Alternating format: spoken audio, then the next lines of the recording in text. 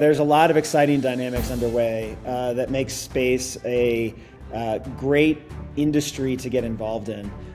First off, there are tremendous investments that have gone into evolving our launch capabilities. So of course, to get anything into space, you need a ride. And so rockets are the way you do that. And SpaceX is very well known as the sort of 500-pound gorilla in that category. They've made incredible strides in improving the reliability of launch and also driving down the economics for getting assets into space. I followed a squiggly line path. I got involved in different technologies in different categories associated with the industry and worked with great people along the way. At the end of the day, our product moves satellites, and we work with a wide range of different satellite types, and satellites need to be able to move so that they can avoid collisions with other satellites. They need propulsion to stay within their target orbit, so without propulsion they will naturally fall back down to Earth over time. And so this propulsion technology is used to maintain a specific target orbit. By using a metallic alloy, our fuel is solid when the system is launched. So not until it gets to space is the fuel source liquefied, and then through our own specific process creates a thrust off of the system.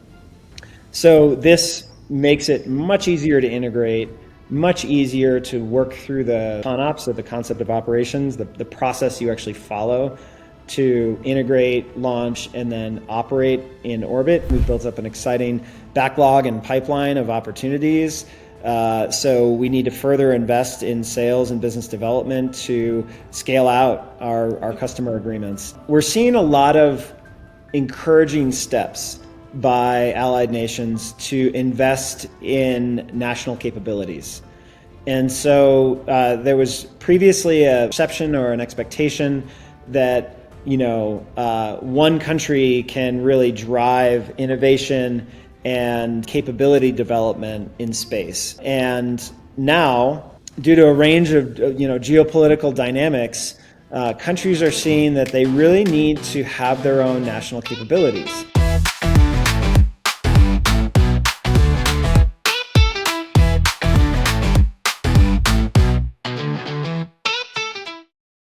Hi everyone, it's Akansha Dimbri, the founder and editor-in-chief of Tech Funding News, and welcome to TechTalks by TFN, where we deep dive into stories shaping the future of startups, innovation, and disruptive technologies. In today's episode, we are taking you beyond Earth into the rapidly evolving world of new space. We have been joined by Kevin Lausten, CEO of Morpheus Space, an impressive German space tech company which is now headquartered in LA and building electric propulsion systems to change the way satellites move, navigate, interact in orbit. So buckle up, as this episode promises to give you an insider's look at the technology powering the next wave of space innovation. So welcome, Kevin, and how are you doing today? Thanks, Akansha. Great to be here. Thanks so much for your time. Really having a nice day today and looking forward to our conversation.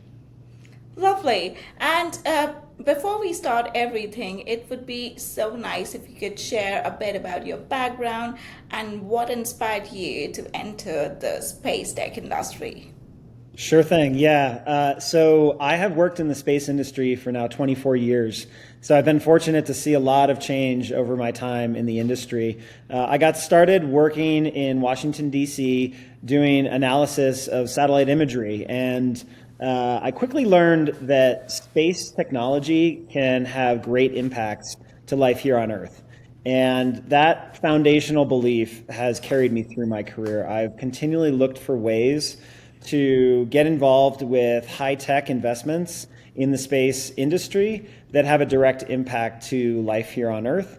And so I've been able to traverse a wide range of different factors tied to the space industry. As I mentioned, I started my career doing imagery interpretation, got involved with a software company that was providing software tools to analyze satellite imagery I then joined a satellite imagery company that was producing commercial imagery and creating products and delivering those to government and commercial organizations around the world. I then started to get involved in more hardware-oriented businesses. I worked for a rocket engine company for a number of years, and recently joined Morpheus Space about 2 years ago. I've progressively taken on more and more leadership roles throughout the course of my career, and I've always been very excited about the impact that space technology can have on the end user. So I spend a lot of my time interfacing with the market and understanding where the market is going, what the trends are, what customers are asking for, and really trying to understand not only where is the market today, but where is it going tomorrow, so that we can make sound investments in technology and in companies that are strategically well positioned to address the needs of today and tomorrow. That's very interesting. I mean, if 24 years, then you have seen Elon Musk starting everything, and then a lot of geopolitical situation over there in space tech and a lot of other things as well. And then what are the trends that you're noticing right now? What is happening in the US and Europe landscape of space tech? Sure, there's a lot of exciting dynamics underway that makes space a great industry to get involved in. First off, there are tremendous investments that have gone into evolving our launch capabilities. So, of course, to get anything into space, you need a ride. And so rockets are the way you do that. And SpaceX is very well known as the sort of 500-pound gorilla in that category. They've made incredible strides in improving the reliability of launch and also driving down the economics for getting assets into space. So, with Falcon 9, the frequency of Falcon 9 launches, it's now possible to get a ride on a much shorter time frame at a much lower price. So that's one trend that has emerged over the last, call it 10 years. What's coming next with Starship is a somewhat similar frequency, but a much higher volume of payload to orbit. So what that means is the cost to get anything to space is going to go down substantially. So that's an exciting trend that SpaceX is driving. What's also exciting is there are other launch providers coming online who are offering comparable services to what SpaceX is providing.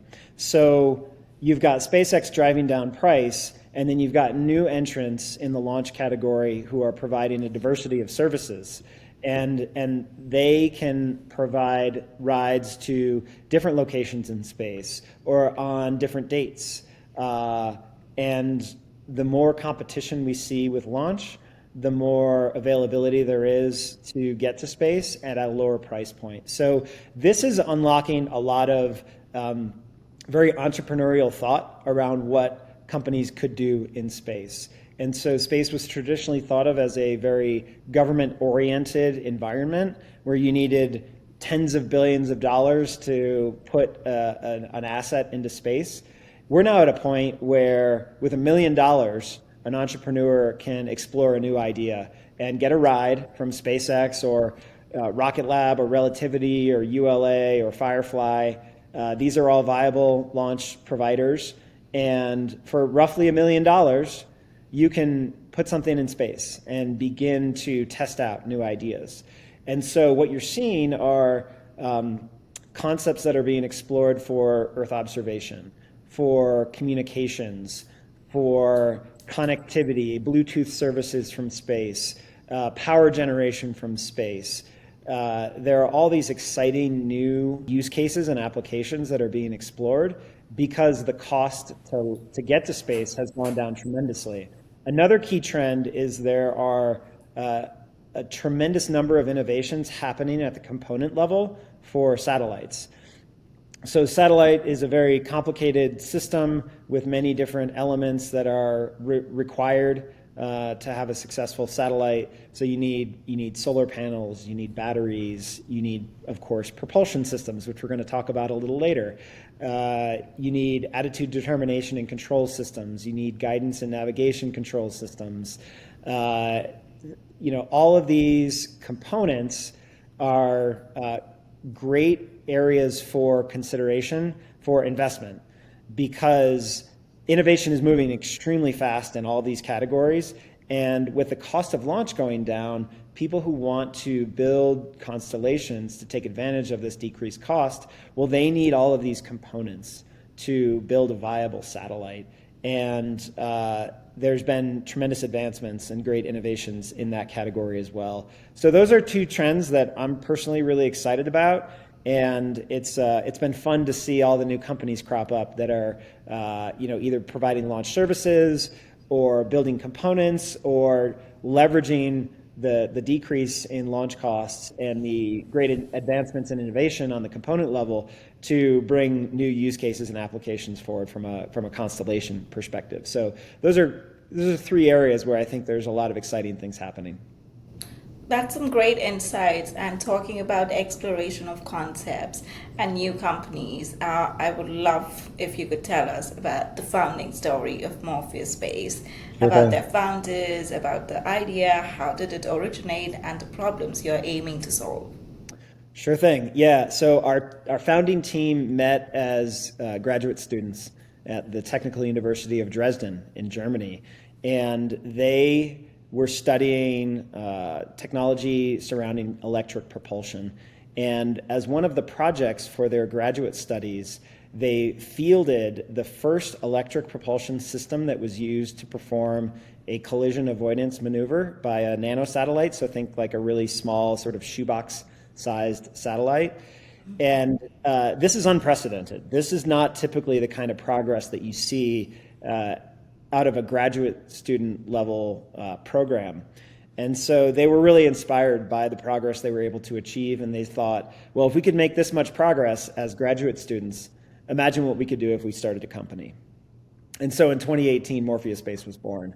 And the founding team spun out from the Technical University of Dresden, started a company, began working on fundamental research for our first sort of minimum viable product, raised some seed capital, came to the US and were part of the first Techstars Space cohort in Los Angeles back in the 2019 timeframe. That really opened their eyes to the opportunity and the ecosystem within the US, specifically in Southern California. And it seemed like a really logical move to establish a business presence in the US. And so in 2020, we established our satellite office in El Segundo, California, and decided about a year later to become a US-based company with a German subsidiary. So we did that to really focus on not only the European market, but also have a position in the US market where we could operate as a US company. And so we stood up that company. We delivered a number of units of our minimum viable product to customers. Many of those units are still on orbit today, supporting constellations. We learned a lot through that experience. We saw that the market was moving to bigger satellites and went through a redesign of our electric propulsion technology and implemented a lot of the same basic fundamental principles from our first product into our latest product, which is called Go2. Go2 is an electric propulsion system which helps satellites achieve mobility in space. And so at the end of the day, our product moves satellites. And we work with a wide range of different satellite types. And at the end of the day, satellites need to be able to move so that they can avoid collisions with other satellites. They need propulsion to stay within their target orbit. So without propulsion, they will naturally fall back down to Earth over time. And so this propulsion technology is used to maintain a specific target orbit. Of course, we provide propulsion so that when that end of life does occur, that a satellite can be actively deorbited in a very controlled manner. And so active deorbiting is one of the primary use cases for our technology as well. And then, one really exciting emerging use case for propulsion is what's called rendezvous and proximity operations. So think of two objects in space coming close to each other for one reason or another. It could be to observe one another. It could be to interact with one another. There are certain cases where one satellite could bring capability to a second satellite. Maybe that second satellite is low on fuel or needs a repair. So all of these different types of maneuvers require reliable propulsion. And so we saw that that was the direction the industry was going, and that's why we stood up the company, that's why we've been investing in the technology, and that's why we're excited to be bringing our go-to electric propulsion product to the market today. Lovely. And is it already launched, the go-to propulsion product, or are there versions of it? It sure is, yeah. We had our maiden voyage earlier this year. We partnered with an organization, with a company called D-Orbit. They're a satellite provider. And so we worked with them and integrated GoTo into their Ion spacecraft to perform what's called an in-orbit demonstration. So in-orbit demonstrations are common situations in the space industry to validate that technology not only works on the ground, but it works exactly the same way in space. And so we worked with our partners at D-Orbit to integrate our GoTo propulsion system into their Ion spacecraft. We launched that spacecraft on a transporter mission provided by SpaceX. And then we went through a series of testing and validation operations once the satellite reached orbit, and collected a tremendous amount of data to validate that the product operated as expected. So at the end of the day, what you want to do is run a bunch of test operations on the ground and then run those same test operations in space and compare the results. And what we found in our particular case is that the results almost perfectly matched. And so this is exactly what you want to see.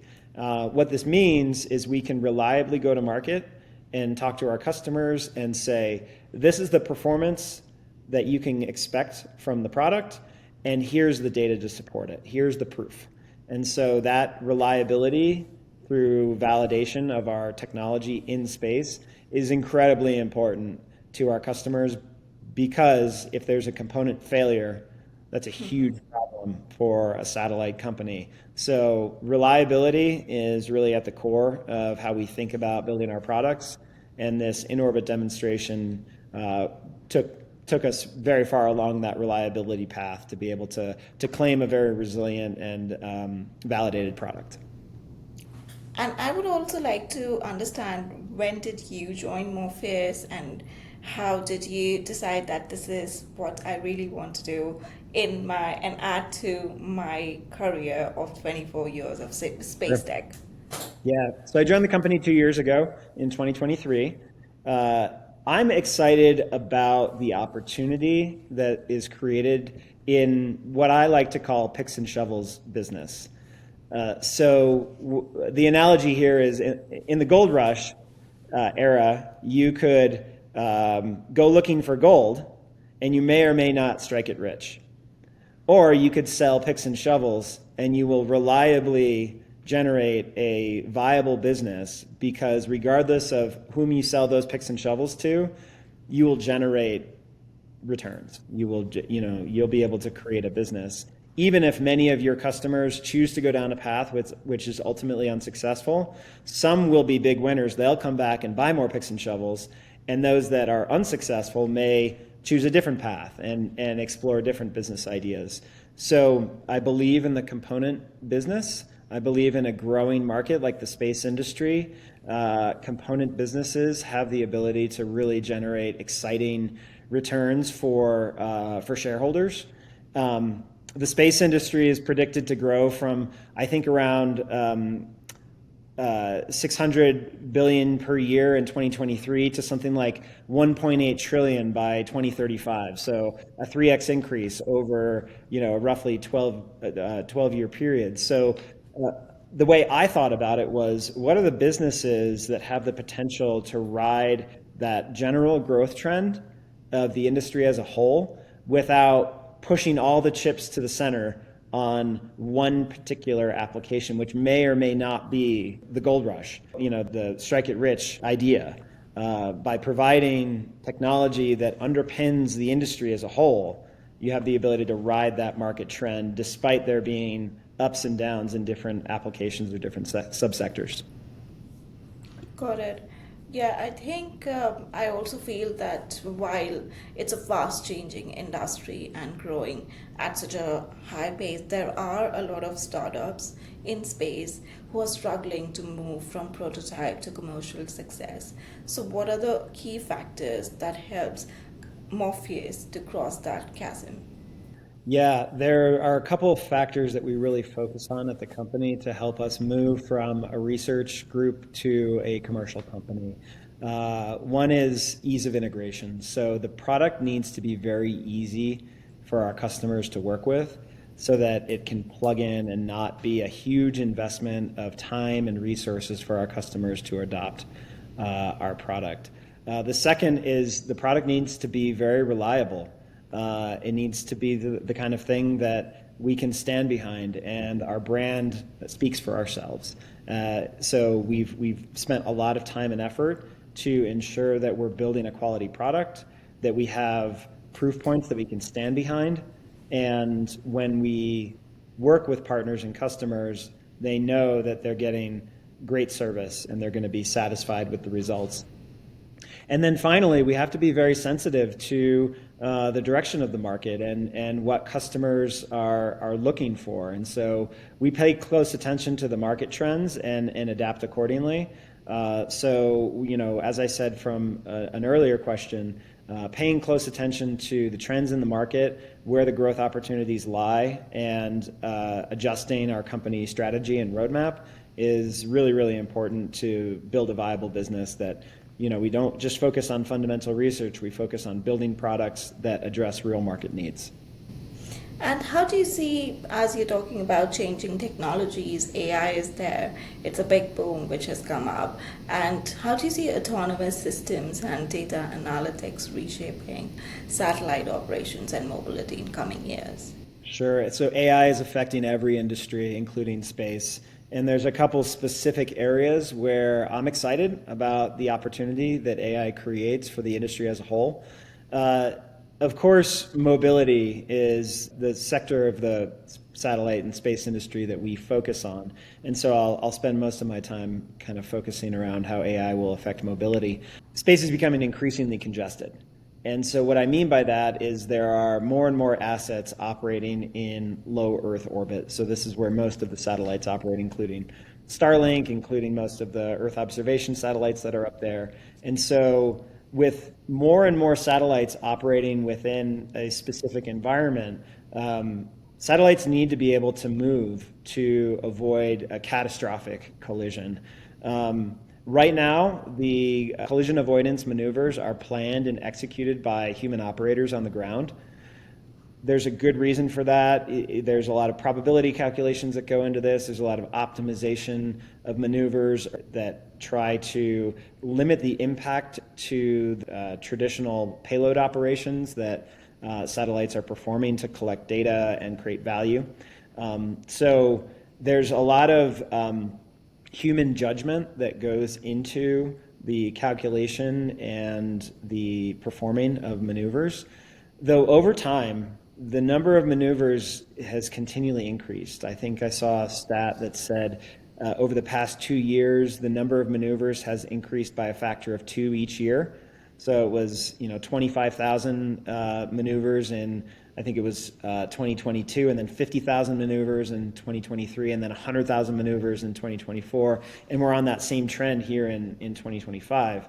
So, of course, you reach a point where you can no longer do that with human operators, and you need to automate things. And so I see AI playing a huge role in the calculation and the execution of maneuvers to avoid collisions. So that's probably the most likely AI implementation of mobility in the short term. In the more mid to long term, we were talking about rendezvous and proximity operations. And so this is when two objects come within close proximity of each other. And I see autonomy and elements of artificial intelligence playing a pretty important role in that type of operation as well. There are, of course, sensors to observe distance, sensors that are used on these satellites that observe distance and calculate trajectories based on those observations. There's onboard processing systems that make sense of the data that are collected by these satellites that are coming close to each other.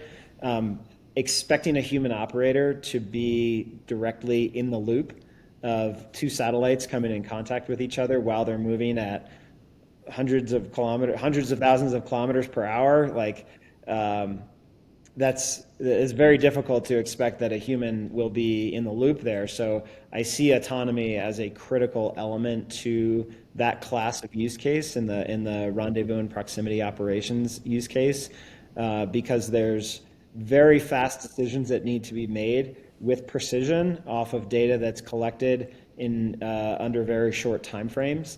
So I'd say that's a second area where autonomy and artificial intelligence will play a pretty substantial role in space mobility in the future.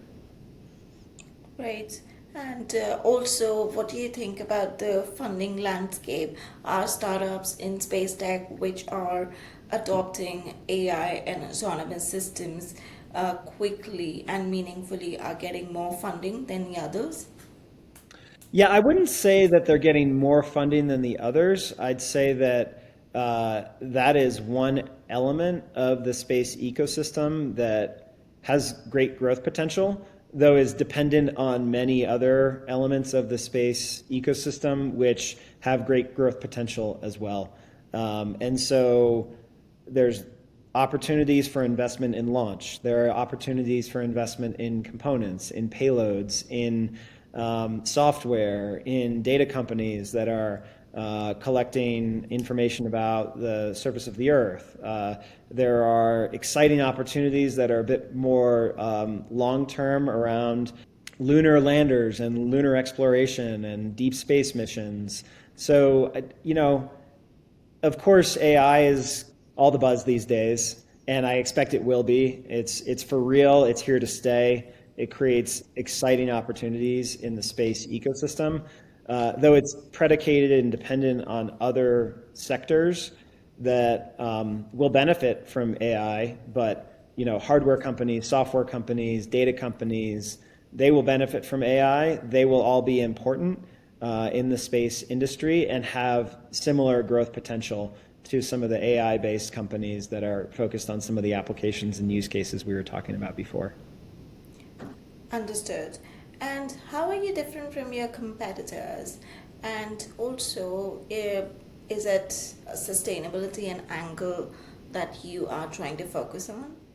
Yeah, so we leverage a technology called field emission electric propulsion. So this is a subcategory of the electric propulsion market. And some of the benefits of FEEP are that it's a very efficient technology, meaning it can last for very, very long times. So if you need propulsion to last 5, 10, 15 years, under certain use cases and applications, there's no reason why our product wouldn't be available for use after supporting a satellite for over 10 years. Another aspect of FEEP, which is highly exciting and competitive relative to other technologies in the market, is the fuel source we use is actually a metallic alloy. Many other technologies use liquid or gaseous fuel sources, and there's a time and a place for those technologies. There are certain benefits to those technologies as well, but one of the challenges that's presented by using gas or liquid as a fuel source is you need to keep it under a very carefully controlled, pressurized system. And that overall system isn't just the tank that holds the fuel, but it's also the piping and the valves that carry the fuel to the thruster itself. And that has to be very clean. It has to be very carefully controlled. It has to be pressurized. And keep in mind that you have to maintain a very specific pressure control system as you're on a satellite on the nose cone of a rocket that's traveling through different atmospheres and ultimately landing in being dropped off in space. So there's a high level of complexity that ties to these gaseous and liquid fuel-sourced propulsion systems. By using a metallic alloy, our fuel is solid when the system is launched. So not until it gets to space is the fuel source liquefied, and then through our own specific process creates a thrust off of the system. So this makes it much easier to integrate, much easier to work through the ConOps, so the concept of operations, the process you actually follow to integrate, launch, and then operate in orbit. It's a lot easier. It's a lot simpler than other technologies that are out there. So those are two factors that differentiate ourselves from other propulsion types in the market. And then, we're really proud of some of the specific attributes of our product and some of the things that we're able to bring to the market as a business. We've scaled up our production to be able to compress lead times and deliver product very quickly to our customers. So, there are some providers out there that take over a year from when a customer places a purchase order to when the unit is delivered. That's over a year. And so we're proud to offer a much more compelling delivery timeline. And then another point that is really important to make that differentiates ourselves from some of the other players is our reliability. We've gone through this in-orbit demonstration. This is the second generation of our product. Reliability is critical for our customers. And so we've taken many steps to validate the technology in a way that allows our customers to work with us with confidence. Got it. That's very exciting, and that's a lot of knowledge for me as well. And fuel and solid is interesting. I would definitely research on that. And also, what's next for Morpheus Space? Is there a funding round coming soon?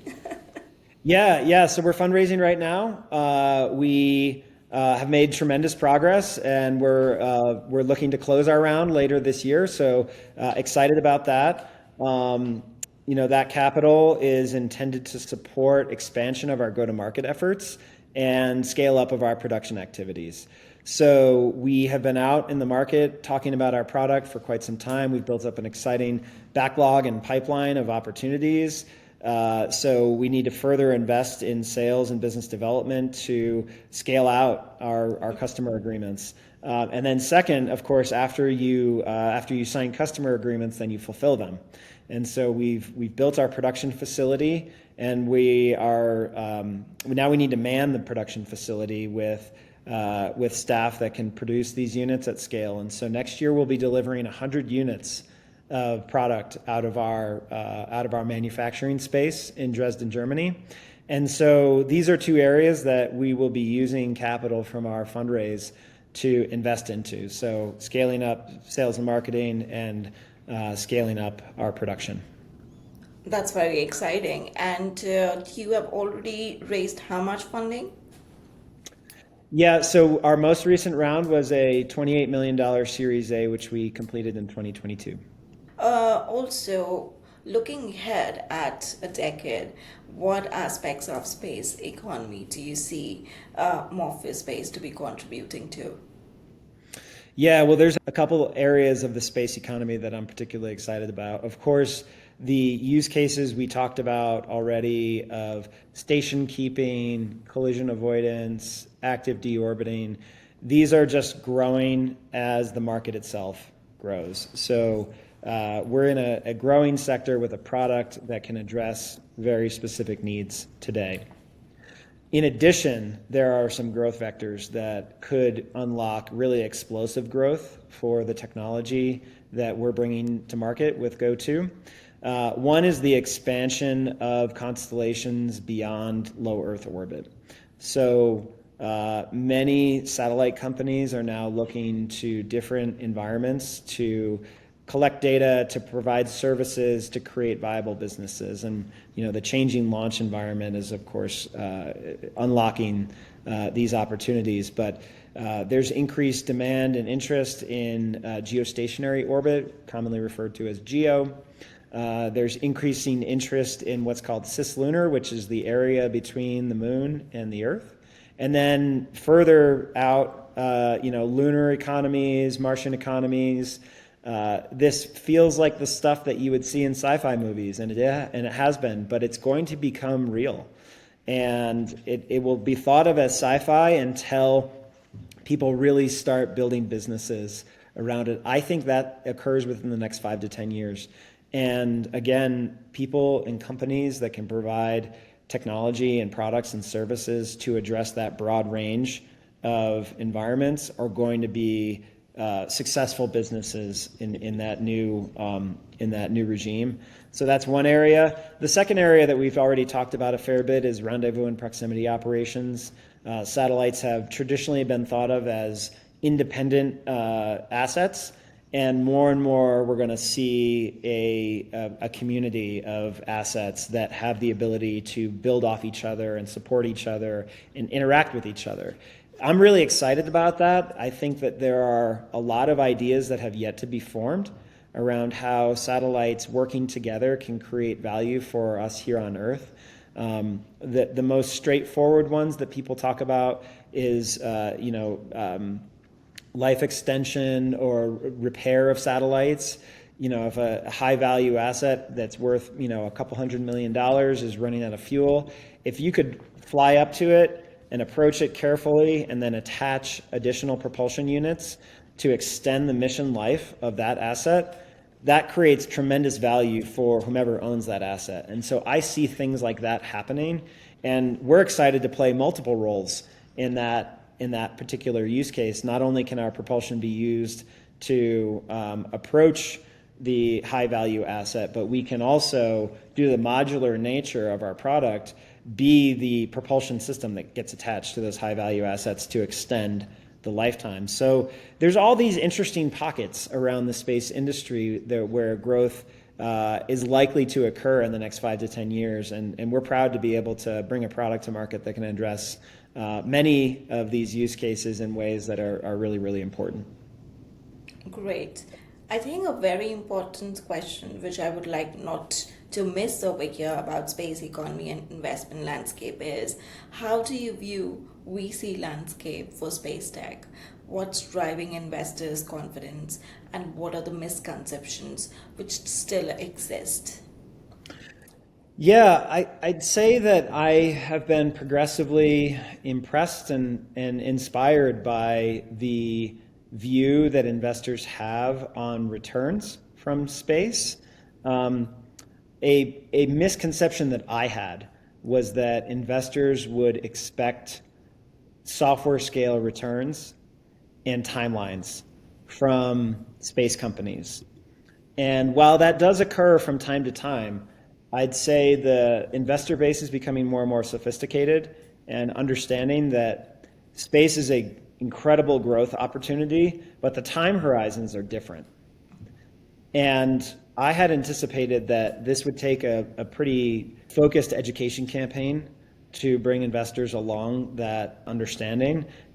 What I've come to understand is many investors who have been looking at space companies, who have been studying the space industry, they see that companies like SpaceX that have achieved this breakout growth and very impressive expansion of valuation, that happened over many years, and it took a decade for them to really achieve that breakout growth in terms of the valuation of the company.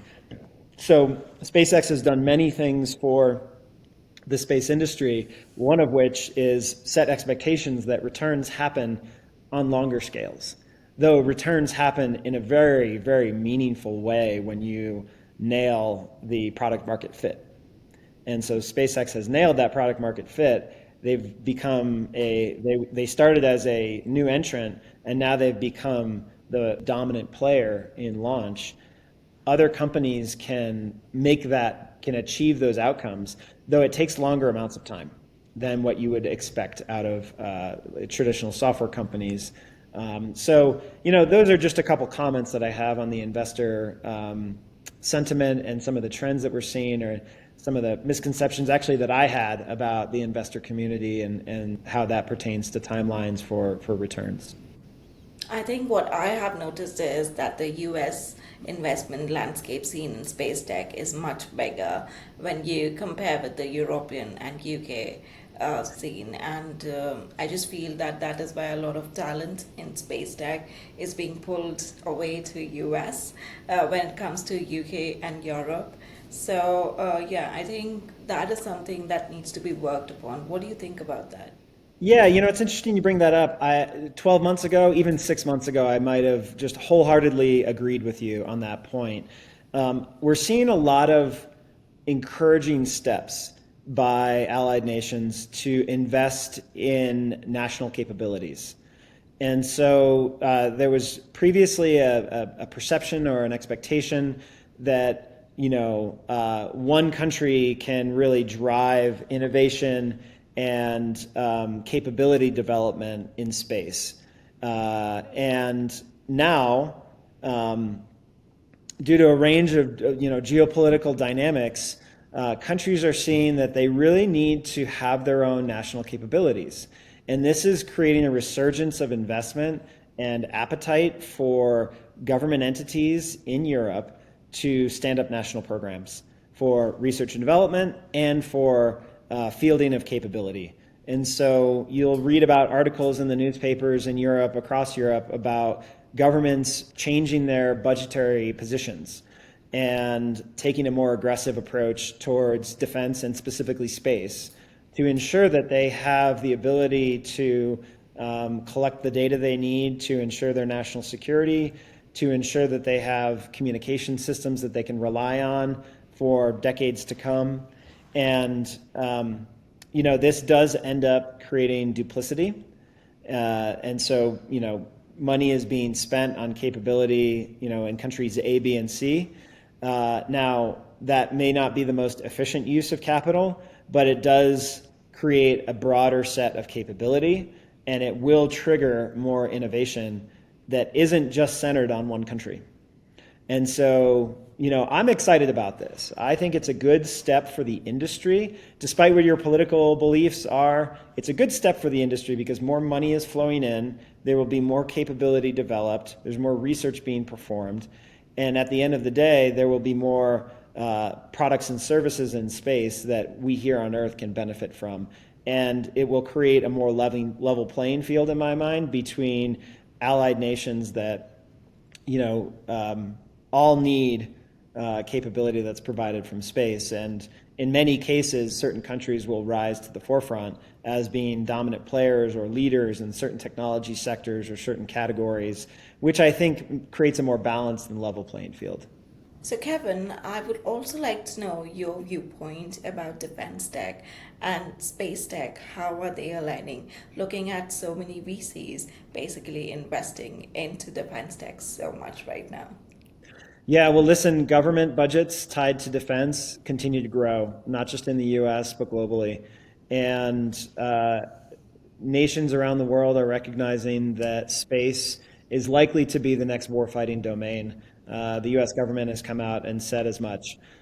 So we need to be able to invest in capability and field technology that keeps allied nations at the forefront. Other countries are making big investments as well. We've seen a number of cases where specifically China demonstrated the ability to perform really impressive rendezvous and proximity operations in a way that I think surprised a lot of allied nations. We've got some catching up to do in some sectors. We are, and when I say we, I mean allied nations, NATO countries, et cetera. We've made tremendous progress, and we are leaders in many categories. We need to maintain that position. We also need to be mindful of what adversaries are doing and what threats exist, and we need to invest in advance of those threats to ensure that we have a leadership position for decades to come.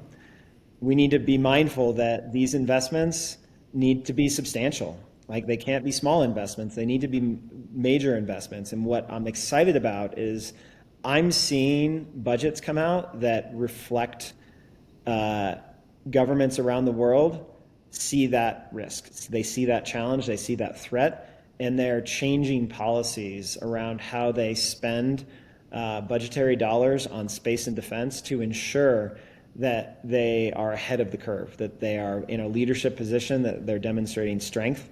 And I think that's the right move.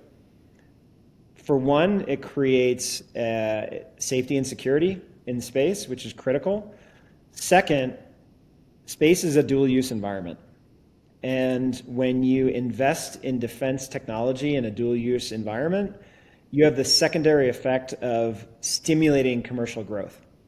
And I see that as a very wise move that governments are making to invest in technology that has the ability to defend against an emerging threat, but it also has the ability to be applied in ways that drive economic benefit to countries and allied nations that are a part of that budgetary process. So there is an increase in the threat landscape. Governments around the world are investing to try to get ahead. Allied nations need to continue to be in the forefront on that investment and in fielding capability. And the final point is that dual use outcome is a great outcome. Not only do you get the benefit of defending against the threat, but you also stimulate economic growth. So those are some of my thoughts and comments on defense tech and how government budgets are unlocking capability to counter that threat. Great. This brings us to our last segment and the last question as well. Kevin, because you have so much of experience, what would be the advice that you would give to entrepreneurs, investors, or even innovators who are trying to make an impact in space ecosystem? Yeah, a couple things. Focus on the customer. Make sure you love the problem, not the solution. And the trick is really understanding what problems your customers are trying to solve and then build products that address those problems.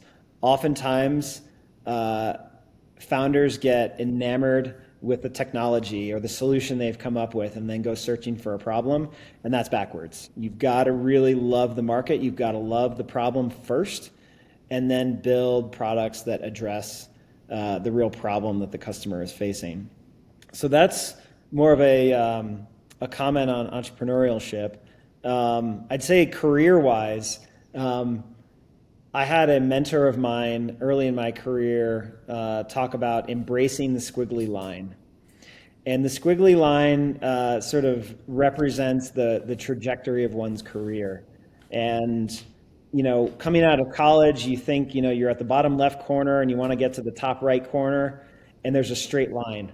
And, you join a big company, you come in as a junior employee, you do good work, you get a good review, you get a promotion, you lead a team, that team does well, you become a general manager, eventually you're the CEO of the company, and that's the straight line path. I have not followed the straight line path. I've followed a squiggly line path. I got involved in different technologies in different categories associated with the industry and worked with great people along the way, but it would be impossible for someone to look at where I was coming out of university and predict that the path I followed is the one that would be expected. Follow your instincts, look for opportunities, and look to work with great people. Like, more than anything, I have benefited from mentors all around me at different points in my career, and I made some decisions to go and work at companies and explore different projects because of the people that were associated with them. And that pushed me out of my comfort zone. I got into technology areas where I was not an expert. And that's sometimes tough to do later in your career, but if you're surrounded by good people and hardworking teams that are committed to the vision and the mission and the strategy, then you can do great things. And so I've been pleased to follow my own squiggly line, and I would encourage people who are at various points in their career to embrace that philosophy and allow yourself to be pulled in directions that maybe wouldn't be expected, but they feel right because you believe in the vision of a company and you see that there's good people there. There's a lot of value that I personally have been able to get out of embracing that philosophy, and I think I've seen many others be successful embracing that philosophy. So it takes a bit of a leap of faith, but it's worked. I've been happy with that choice thus far in my career.